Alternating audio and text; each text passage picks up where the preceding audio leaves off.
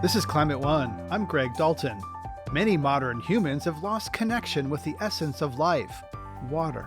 In the last 60, 70 years, not more than that, people have sort of been living under this illusion that water comes out of the tap, that's its origin, and that, it's perfectly normal to leave your home and not have to wade a stream.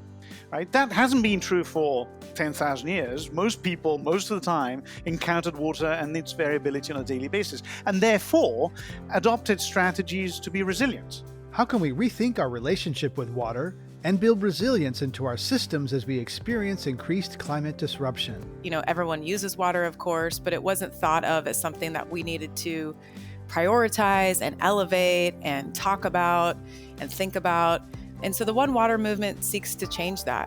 What can the past teach us about living with water? Climate One's empowering conversations connect all aspects of the climate emergency. As the Glasgow Climate Summit approaches in November, we're taking a look at what's on the agenda and who's at the table. There's a growing push among environmentalists to decolonize climate negotiations such as COP26.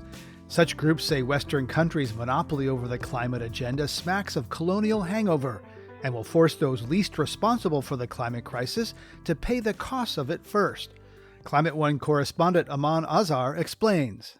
Who is responsible for the climate crisis, and who owns the climate debate?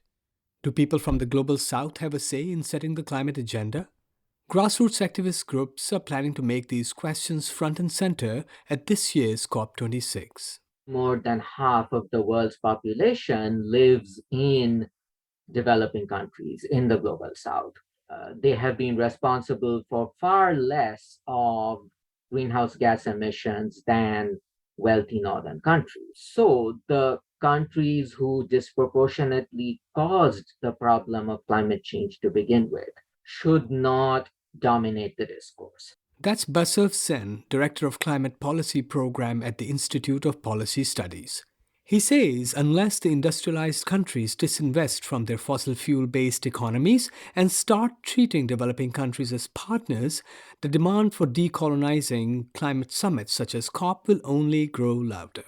The realization that the COP needs to be decolonized has certainly sunk in with grassroots social justice movements worldwide, but obviously, much more needs to be done in terms of pressure from the grassroots for governments in the Global South to really assert their rights and for governments in the North to realize that they need to accede to the very justifiable demands from the Global South.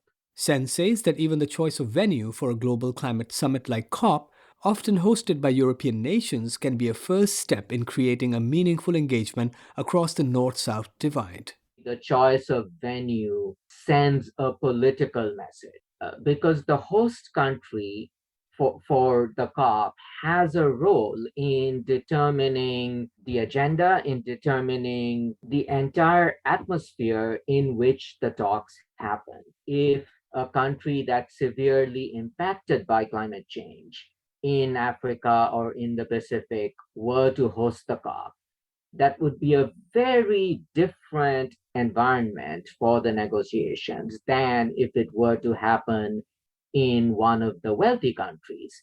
Gregory Jenkins, a professor in Department of Meteorology and Atmospheric Sciences at the Penn State University, says overcoming the North-South divide on climate action will be difficult and will take the efforts of many. It would be a real miracle if it could be decolonized, because I really think that the things that need to be done on the ground and the discussions are happening at the national/regional/local levels. And people have to organize at that scale to do something that is meaningful to offset this climate crisis. Jenkins says the concerns of the developing world and disenfranchised are not high enough on the COP agenda. There would have to be sessions that address the inequity that is currently occurring on the planet as it relates to social injustice or environmental degradation that are impacting people from a day-to-day basis,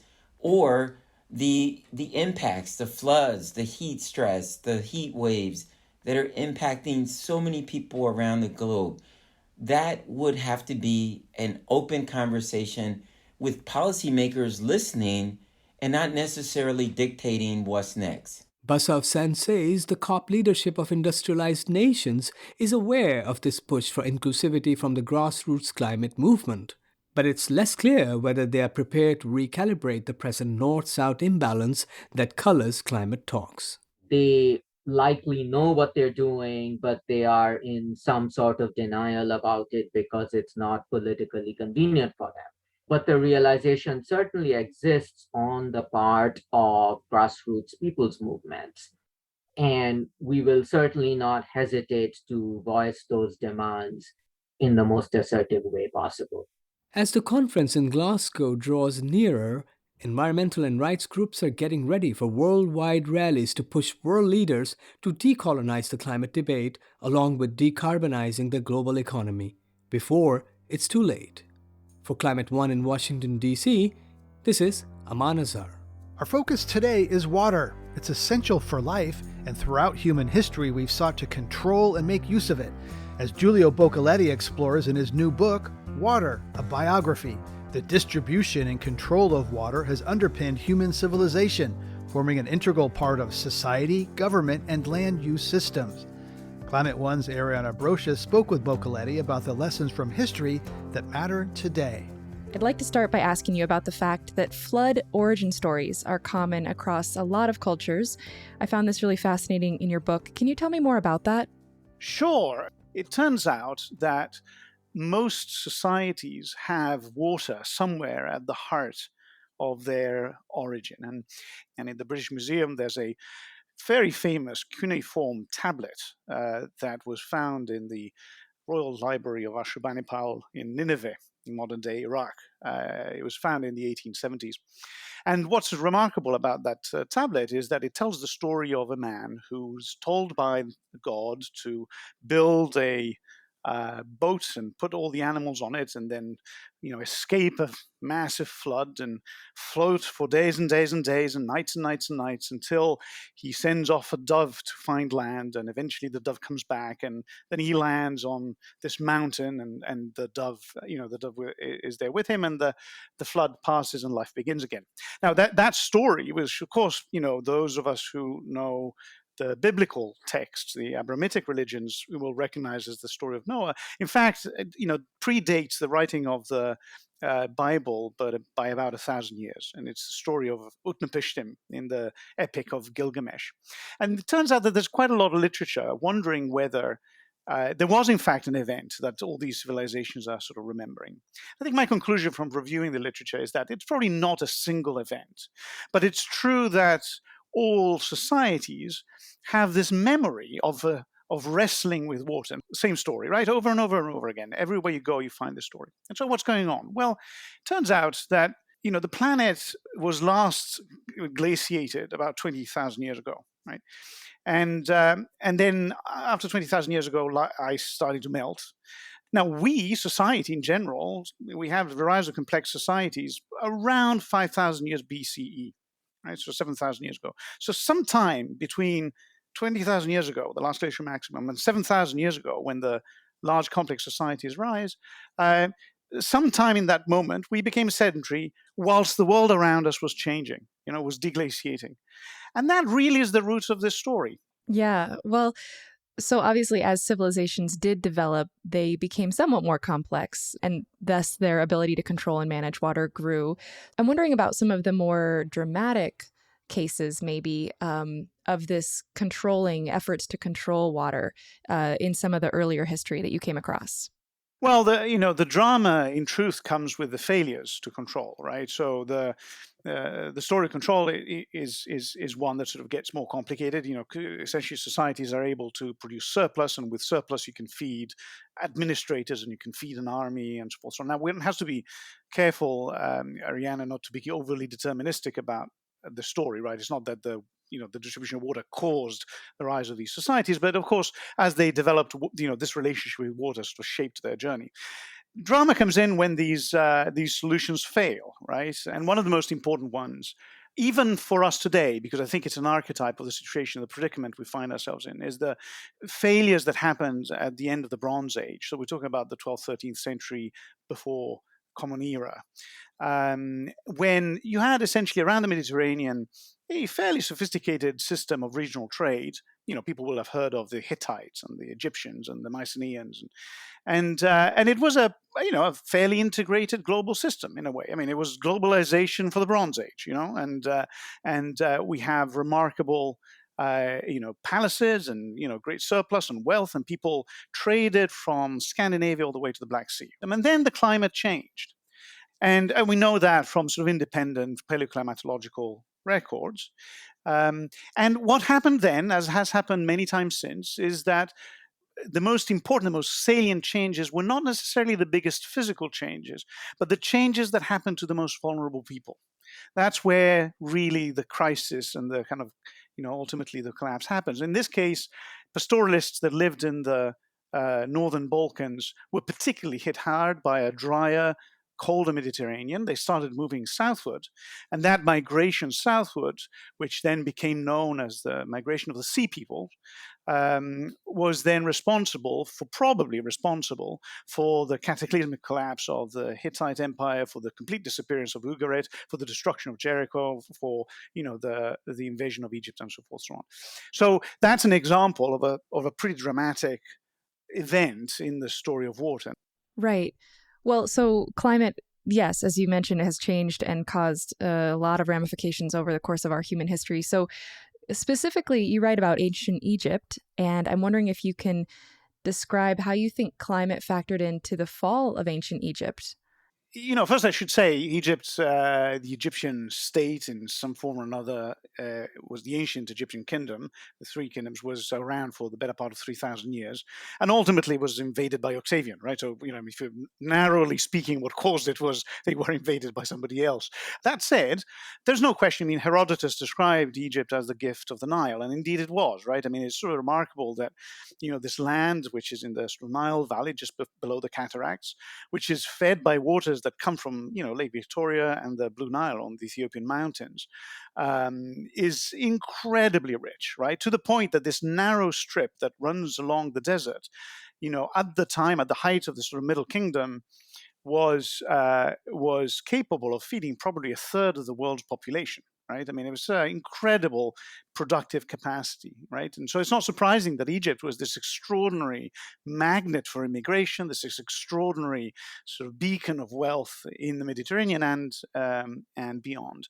And Egypt was susceptible to changes in the flow of the Nile. But of course, one of the things that's interesting about the Egyptian story is that they were some of the first to build really sophisticated institutions to overcome the variability of the flow of the Nile. Occasionally would fail, right? Occasionally they wouldn't be able to store enough water, enough food to ride periods of scarcity.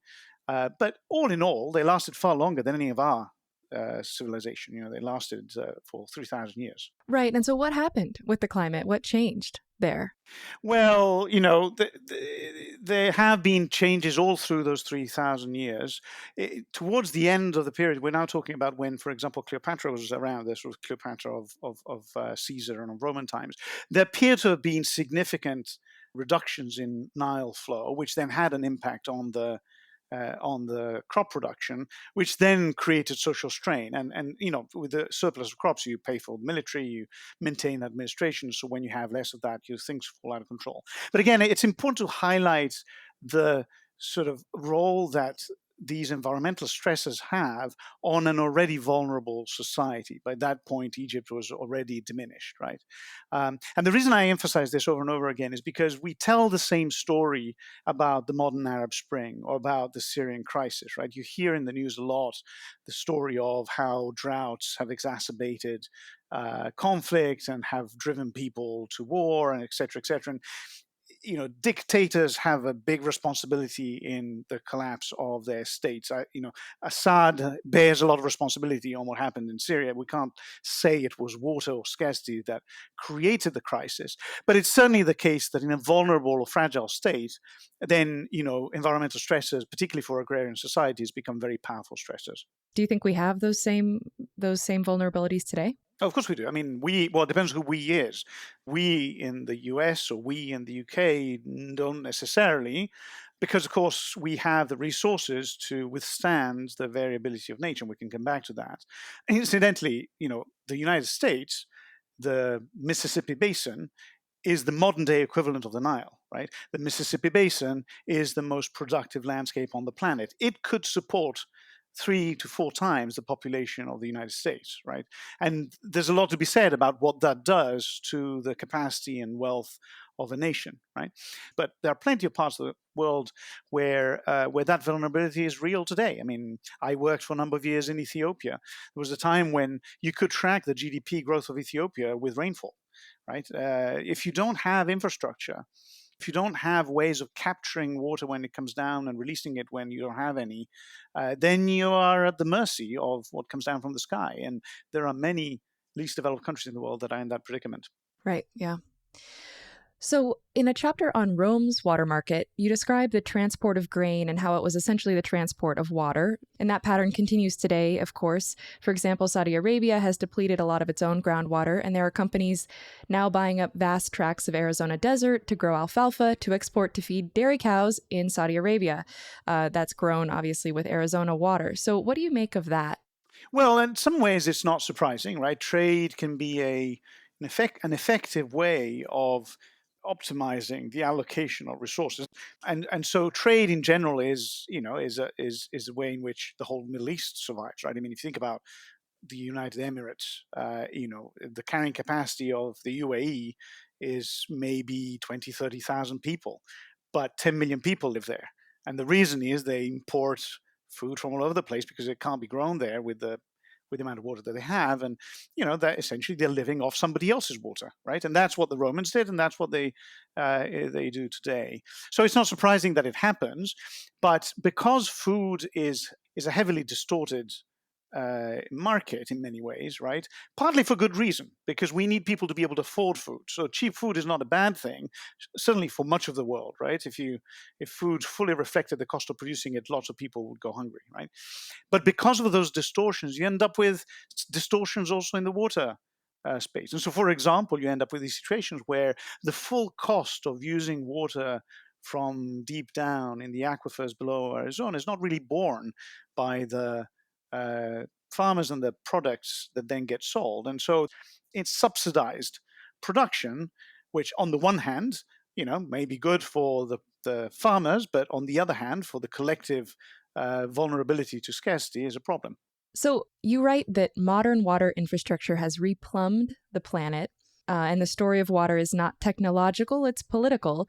Humans have organized society around water for their own mutual benefit. So, one example I was curious to have you explain further is how the early water history of the United States actually set the stage for our Constitution. Yeah. Well, that's an extraordinary story. And I should also say that in many ways, the story of water in the United States became the archetype water story for the 20th century. So in a way, the world looks like it does because of the way in which the United States developed its water resources. The origin of that story are indeed around the time of the Constitution. It's an interesting story, right? Because America sort of grew by accretion, right? And one of the first moments in which this becomes apparent is immediately after the Revolutionary War, the then states of the newly independent states, which were tied together by the Articles of Confederation, had also inherited essentially the Ohio Valley on the other side of the Appalachians, right? And George Washington, who was a remarkably astute investor, not just a great commander, had an interest in the Potomac. because he had acquired lands on the other side of the Appalachians in Ohio, quite a lot of land actually. And the problem was that the Spanish owned New Orleans at the time. And so, the only way to extract production from the Ohio Valley was to bring it eastward. And in order to bring it eastward, you needed some fluvial transport. Bringing it by road would have been completely uneconomical, right? And so the question was, could we build a canal, an artificial canal that would allow, through locks and the likes, to pass the mountains and get on the other side, and then bring back the crop production. So Washington has this bright idea, and then he has, of course, a problem, which is that the Potomac goes through several states, and so he had this issue of, well, if each of us is going to tax the passage of these goods as they move from the Ohio Valley to the eastern seaboard, we're going to make the production completely uneconomical. And so we need some mechanism to negotiate how we're going to be taxing together, how we're going to run this interstate commerce, right? And so he convenes a meeting at his estate at Mount Vernon in Maryland, and they come to a compact, the Mount Vernon Compact, which is essentially a commercial agreement on the fluvial infrastructure. Now, it turns out James Madison was observing this with interest, so goes the story, and inspired by the success of getting 3 or 4 states to agree on essentially a trade regime for the Potomac. He then said, well, let's try and replicate that with all of the states in Annapolis. And so he convened a meeting in Annapolis. It was successful enough that they concluded that they needed an actual convention. And so that's what they ended up doing in Philadelphia, the Philadelphia Convention, of course, which by that point had become a constitutional convention. And obviously, I don't want to overstate the case, right? This is not obviously just about the trade between states, but it is sort of interesting that essentially the problem was you have these independent states. There's a set of Articles of Confederation which were essentially a monument to libertarianism. So they had no mechanism, there was no federal infrastructure to speak of, right? You needed consensus on everything. And what they recognized was they needed an institutional architecture to manage this problem of commerce across rivers if these 13 states were going to work together and take advantage of the vast landscape that sat to the west of them. And so they ended up with, of course, as you're American, and I obviously am not, as you can tell from my accent, but, you ended up with the American Constitution. But if you go and read the debates during the convention, this issue of the compact comes up over and over again. And people point to it as an example of why and how you can sort of work together as states. You're listening to a conversation between Climate One's Ariana Brocious and Giulio Boccaletti, author of Water, a Biography. Coming up, will our current water structures survive a changing climate? We're in a situation where, barring some surprise, the west of the United States has to confront these questions. The good news is there's many answers. The bad news is somebody will bear some significant costs, and whether those costs will be borne fairly, that's really the question, and it's an entirely political, entirely human question. That's up next when Climate One continues.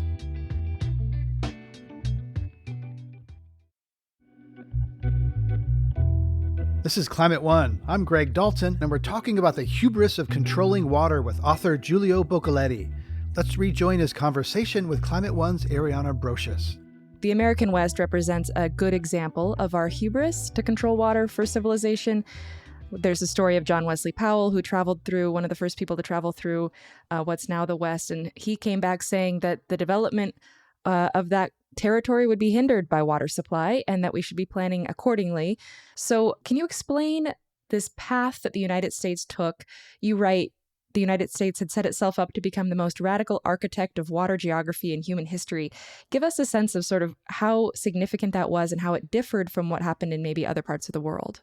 Well, it's interesting. I mean, just to say that in the end, it didn't differ that much because most people ended up copying the United States, right? So that's kind of an interesting story in itself. But to me, the expansion of the West is a fascinating story, and it's a political story. Again, it shows why this is fundamentally a political issue, right? So the Western expansion, one can debate, this kind of underlying politics, and how colonial it was or wasn't. Fact of the matter is that once the United States acquired all these lands all the way to the Pacific coast, it had then this fundamental political problem of representing those states in a federal system. And in order to represent those states in a federal system, you needed people to live there, and those people needed to have political agency. Hence the need to move people, right? And so you end up with these successive ways of attempts at settling. It was an arid climate, as there are others in the planet, and it was simply impossible to do without federal underwriting of large-scale infrastructure.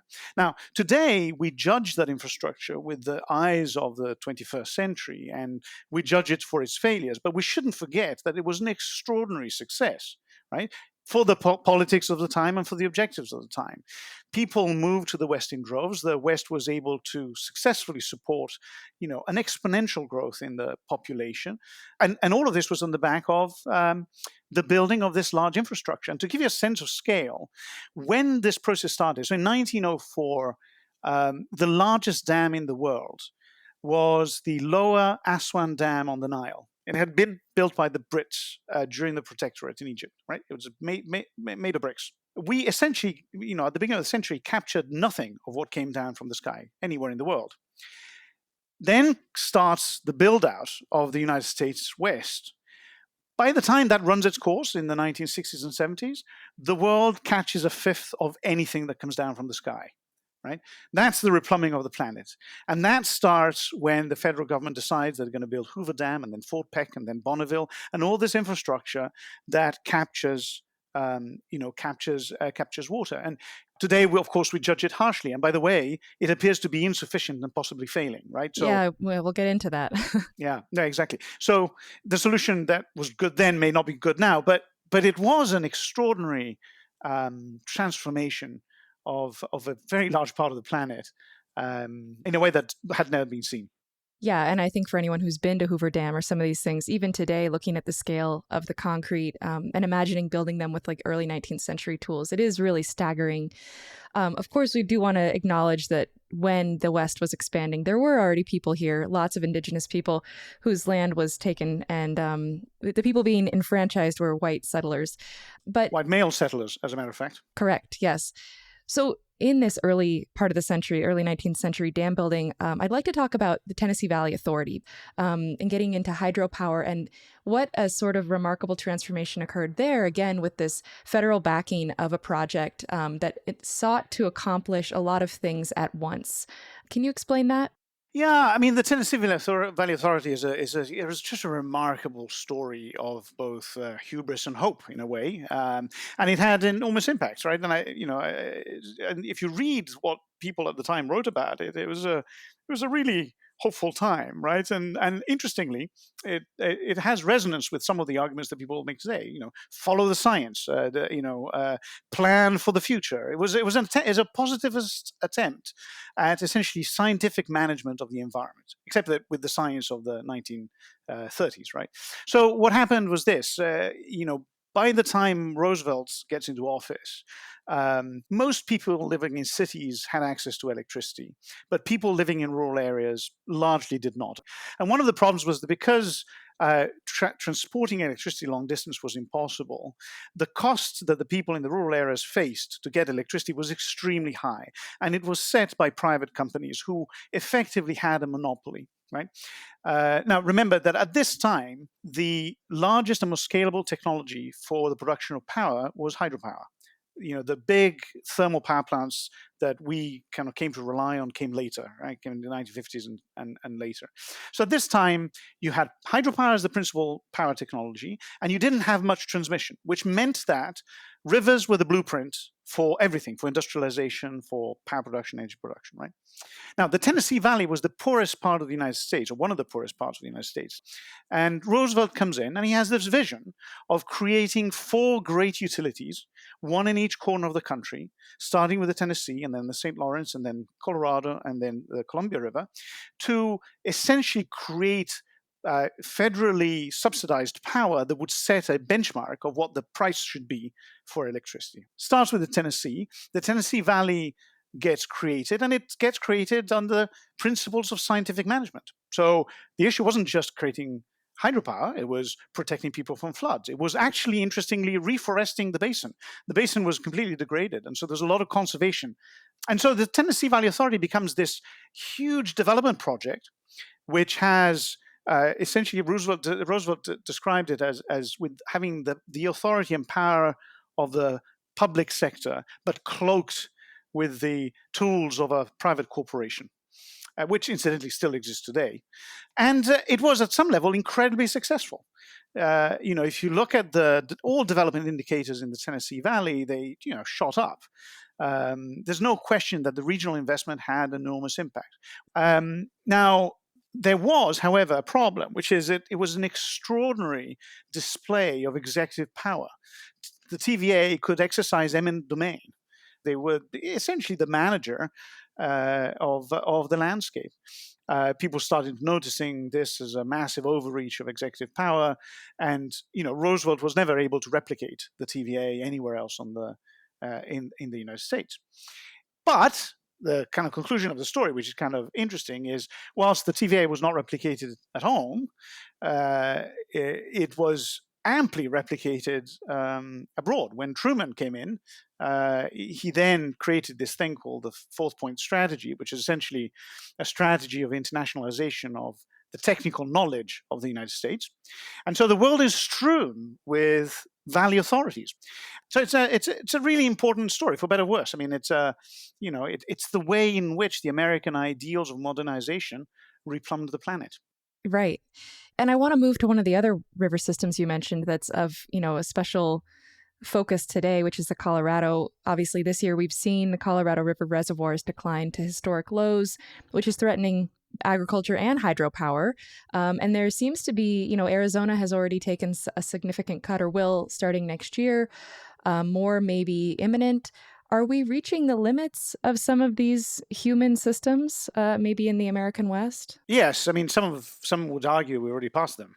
I mean, in some ways, what's happening now is not terribly surprising to anybody who's looked at the situation in the basin. I mean, there was a study on the supply and demand in the Colorado Basin from 5 or 6 years ago that showed that we're already past the point at which demand intersected the ability to supply. Now, there's some fuzziness in these numbers, and so you can sort of operate for a while on a hope and a whim, but the reality is we've far exceeded the capacity of the basin. Now, the thing that's important here, though, is that, and that's why, again, I come back to this point, which is that the story of water is a political story. Really, the fundamental debate is not about, do we have enough dams or do we have enough reservoirs, but really is what do we do with water? What vision of society do we have? Because that's not fixed, right? That's susceptible to our decisions as citizens. So one of the things that irritates me to no end is that we end up, having conversations about water that frame the problem as consumers. This is not a consumer problem. This is a citizenship problem. What do you want your home to look like? Because once you've decided that, almost everything follows. If you decide that your arid landscape needs to have verdant hills, well, then that tells you something about what kind of water supply you're going to need. That's not, it's not a necessary answer. It's a choice. And it's, by the way, a viable choice, but one that has enormous costs. Right. So I think we're in a situation where, barring some surprise, the West of the United States has to confront these questions. The good news is there's many answers.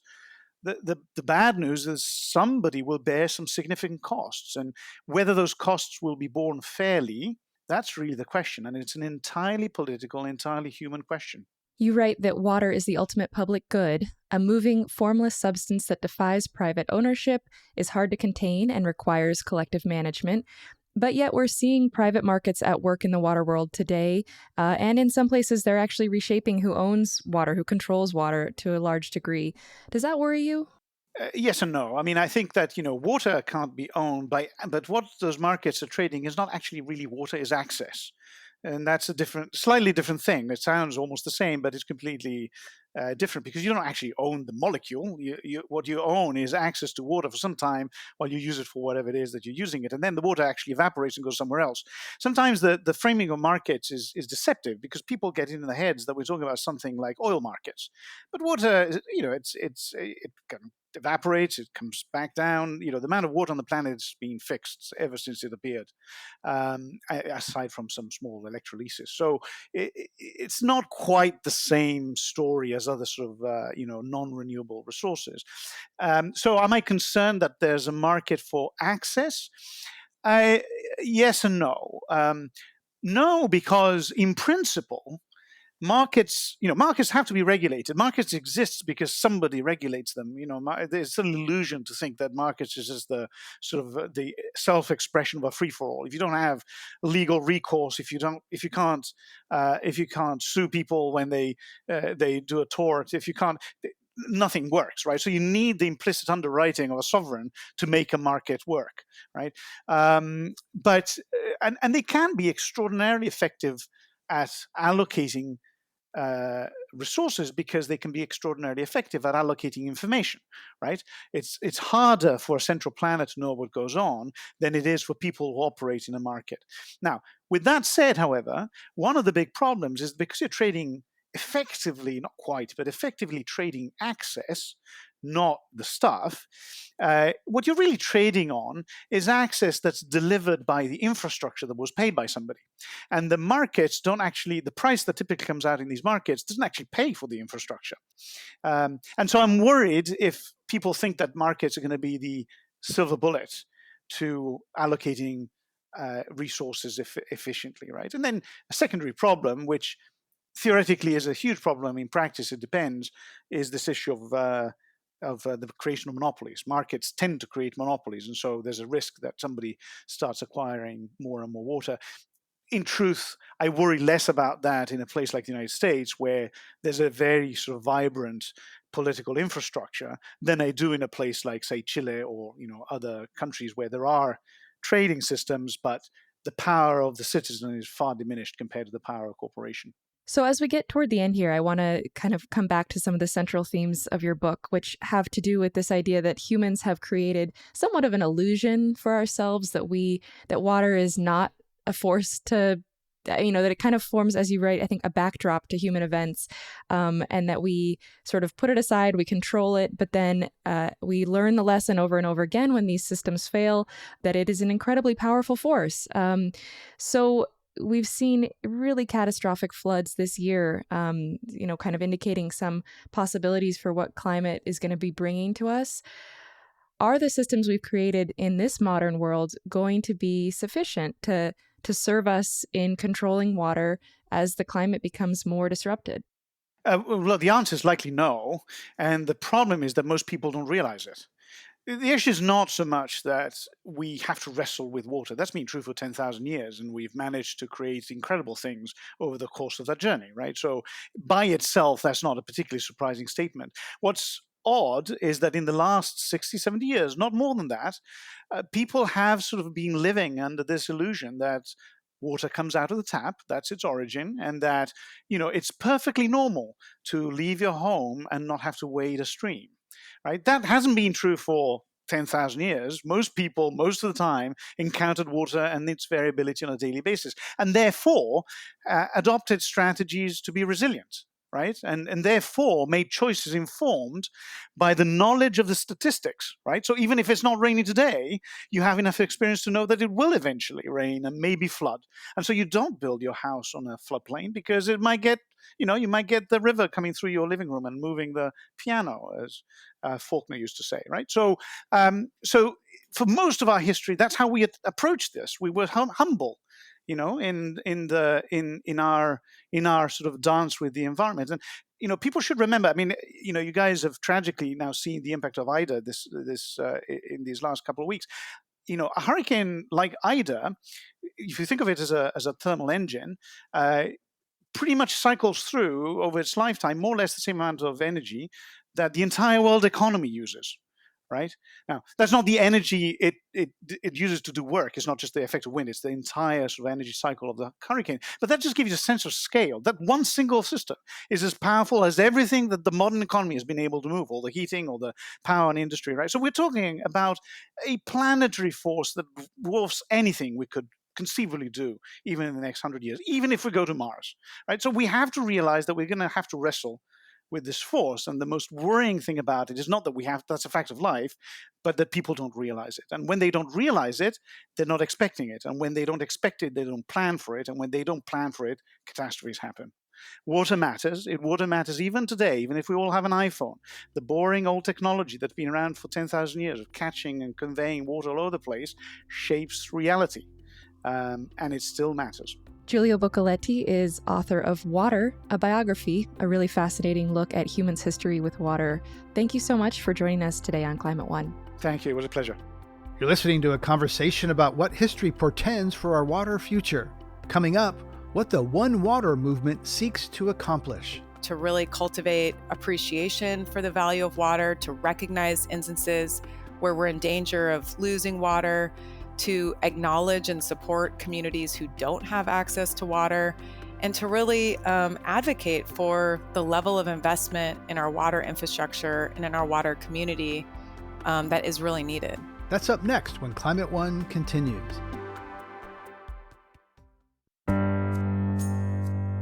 Climate disruption is making floods and droughts more severe, creating water whiplash between too much and too little. Hurricane Ida killed more than 50 people, many of them drowning in cars or basements, and more than 500,000 people were without power more than a week after it hit. On the too little side, we've seen the first official cuts in the Colorado River supply after Lakes Meade and Powell dropped to historic lows. Arizona will see its Colorado River supply cut by 30% next year, and yet Phoenix just overtook Philadelphia as the 5th most populous city in the nation due to booming population growth. Sara Aminzadeh is Vice President of Partnerships at the U.S. Water Alliance, a group of public and private water entities. I asked her how serious the current Western water stress is and whether people are grasping the gravity of the situation. The water stress is very serious, and I think people are grasping the water stress situation. I think what people don't know is quite what to do about it. In other words, if you've planned to move to Phoenix or other places in the West, if you live in California, you see the wildfires, you see that there are water cuts and shortages, but people don't know how to change what they're doing in their daily life to adapt, essentially. And I think that's the gap that we as water nonprofits have to try and fill, is to help people understand how to live and how to be sustainable in this current climate. And we come across this in the climate conversation. People want to do something. Well, if I go vegan or get an electric car, that's important, but it's so big. So, how important is individual conservation? We often hear in California, it's 80% of the water is ag. So if, brushing your teeth and shorter showers, that's nice, but does it really add up? It does really add up. During the last drought in 2012, we saw a tremendous improvement in our water conservation in communities all across California, just by people making those simple personal decisions, stopping watering their lawns, stopping washing their cars, shorter showers and things. Daily decisions really did make a difference. And then on top of that, there are, deeper cuts and adjustments people can make. They can permanently remove thirsty landscaping. They can upgrade their appliances to be more efficient. These things make a difference at a residential level, and of course also at a corporate level, even more so. A town in Utah has banned future housing developments connected to the municipal water supply because they simply don't have enough water. How common do you think that will become in the future, where just new water is not available? I think it could become common. We've seen a similar issue here in my hometown of Marin County, where there's a question about whether there is enough water for new housing that's planned.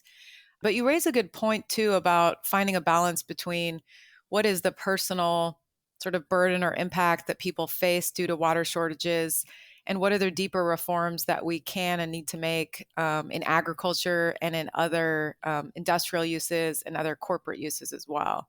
And so I think that's a big place to potentially look. Yeah, one thing that is generally true, that when something becomes in shorter supply or less predictable supply, prices go up. Are we going to see water prices go up, and how should that be handled? Because I know one of the missions of your organization is preserving affordability. Yeah, it's a great question. I think, we saw in the last drought in California that the pricing and budget structures of water utilities did need to change.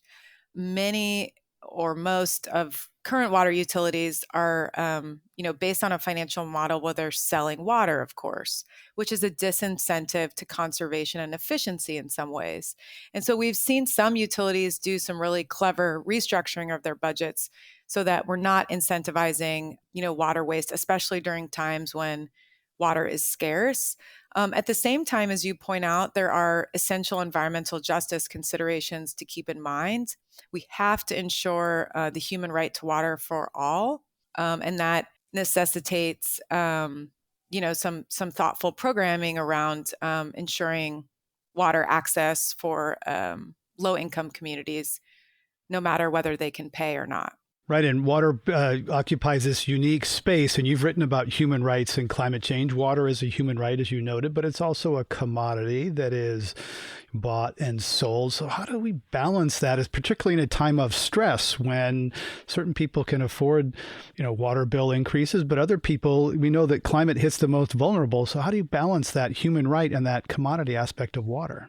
I saw some really innovative approaches during the last drought where, there was a tiered rate approach where those who are using the most waters, we might think about in our minds a really large property, tons of landscaping, and very thirsty in general. So we might think about a pricing approach that charges more once you use more than a certain amount of water per day, but ensures very affordable water for those in the lowest tier who might be in an apartment building and are clearly not using a large amount of water. So there are a lot of innovative pricing structures that we can think about using and that people have used. Sara Aminzadeh is Vice President of Partnerships with the U.S. Water Alliance, a group of public and for-profit water companies. Explain the One Water movement and what it seeks to accomplish. So integrated One Water management is an approach that recognizes that all water has value and that we can manage water in a manner that provides for an essential service while also building strong communities, vibrant economies, and healthy environments. So the One Water movement is, what we are seeking to build across the country.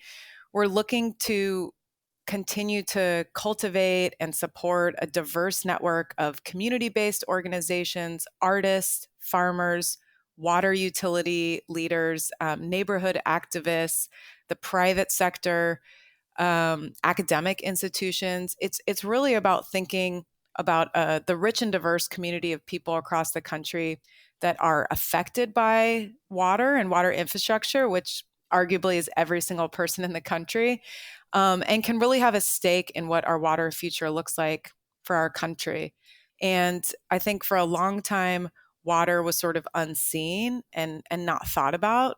Everyone uses water, of course, but it wasn't thought of as something that we needed to prioritize and elevate and talk about and think about. And so the One Water movement seeks to change that, to really cultivate appreciation for the value of water, to recognize instances where we're in danger of losing water, to acknowledge and support communities who don't have access to water, and to really advocate for the level of investment in our water infrastructure and in our water community that is really needed. Right, and climate disrupts that because we're seeing with climate change, the dries get drier and the wets get wetter. So how are we going to build, our water systems are built on this kind of reliable, predictable delivery from snow down through mountains and rivers. And we're seeing epic storms where like weeks of water are coming down in hours or days. So how is the water system going to be built to accommodate too little and too much?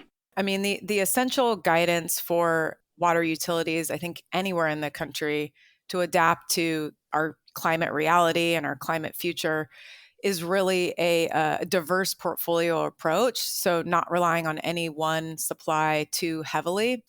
And Tucson actually is an example of this. The U.S. Water Alliance is actually awarding the city of Tucson with our One Water Prize this year in 2021 for their work to develop a comprehensive program over the past 10 years, reduce their reliance on groundwater and the Colorado River, and create a really robust renewable water portfolio.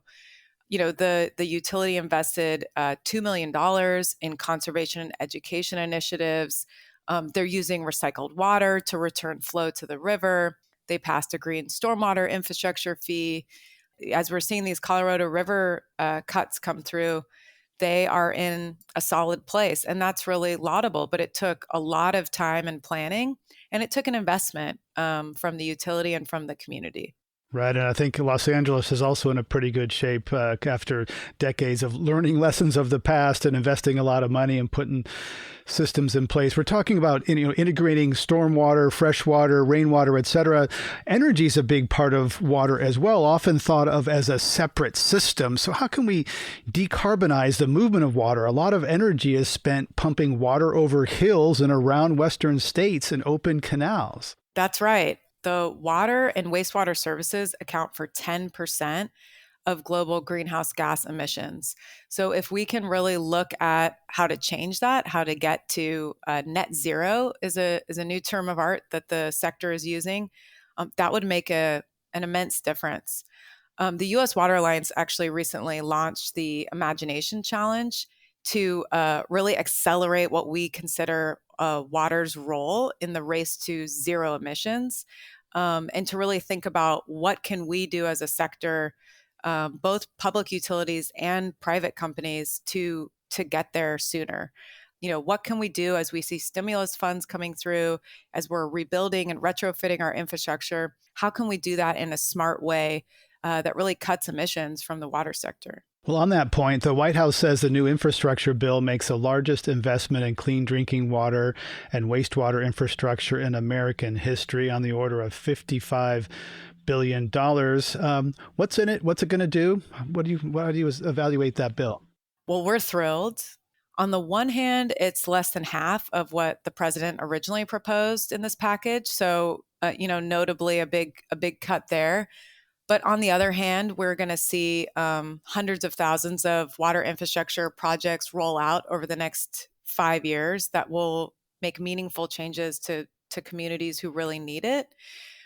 Specifically, about half the money will go out as grants, and then half the money will go out as loans. So that will be a big determinant in terms of who is able to access those resources. Some communities and utilities can afford to take out a loan and then pay it back, and some cannot. But we're excited about it. There's going to be a huge variety in the types of projects that get funded, and it'll really be up to the states to determine how those funds are spent through their state revolving funds program. So I think generally we can expect that the way that certain states have been spending their money, ranging from pure concrete and channels and gray infrastructure to the kind of green infrastructure projects that we really like to see that offer multiple benefits, there will be a huge variety. We'll also see a number of projects for lead service line replacement. So that'll be really important to reduce contamination for many communities. And then there's also a not insignificant chunk, about $10 billion, to address contaminants of emerging concern in drinking water, including PFAS. In a previous Climate One episode, we spoke with Biddha Becker of the Navajo Nation about the legacy of structural racism that has prevented that tribe from having access to clean, reliable drinking water. How do you think that should be addressed, and what funding or business model can bring water to historically disenfranchised communities? It absolutely needs to be addressed. We also see a lack of running water in other communities of color. There is absolutely a tie between structural and institutional racism and a lack of access to water. From my perspective, the funding that's becoming available, will become available through the water infrastructure package, should be prioritized for communities who need it most. And we would urge strong criteria through the state revolving fund program to allow for that. I think the 5-year rollout of funds also positions us better to work with communities and organizations who may not have capacity to apply and receive and allocate funds immediately, but who we can work with over time to say, okay, what do we need to do over the next 2 years to get community input on what's needed, develop a project that people feel good about, then apply and receive funds. So the longer time horizon that we have, the 5 years, is actually extremely significant in attempting to address equity and to ensure that the funds are distributed more equitably. We do see too often that in the wake of natural disasters, I'm thinking of Houston, for example, that federal funding that comes in disproportionately goes to white affluent neighborhoods. So it's something we need to watch and track very closely and advocate against that dynamic at every stage of the process to ensure that communities of color who have, been without basic water and wastewater services are getting this funding first and are getting this funding as soon as possible.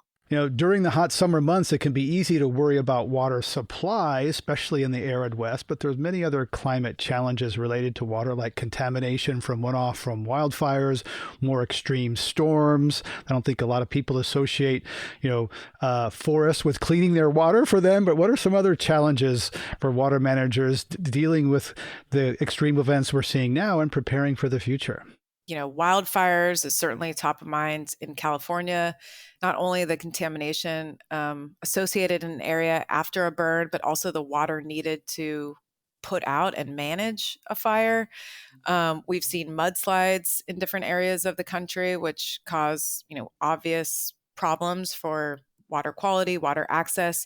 We see flooding in the wake of a hurricane or an extreme storm that can leave communities without access to water.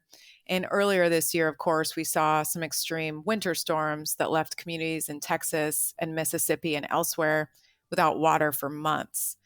So all of these pieces pose serious threats to access to water.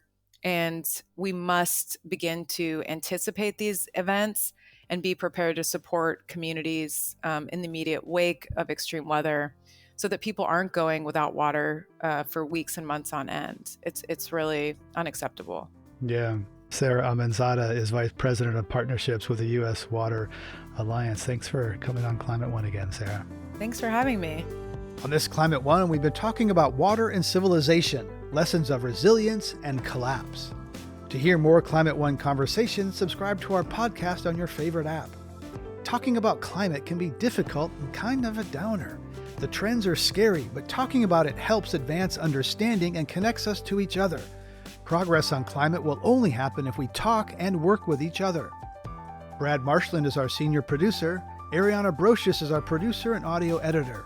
Our audio engineer is Arnav Gupta. Our team also includes Steve Fox, Kelly Pennington, and Tyler Reed. Gloria Duffy is CEO of the Commonwealth Club of California, the nonprofit and nonpartisan forum where our program originates. I'm Greg Dalton.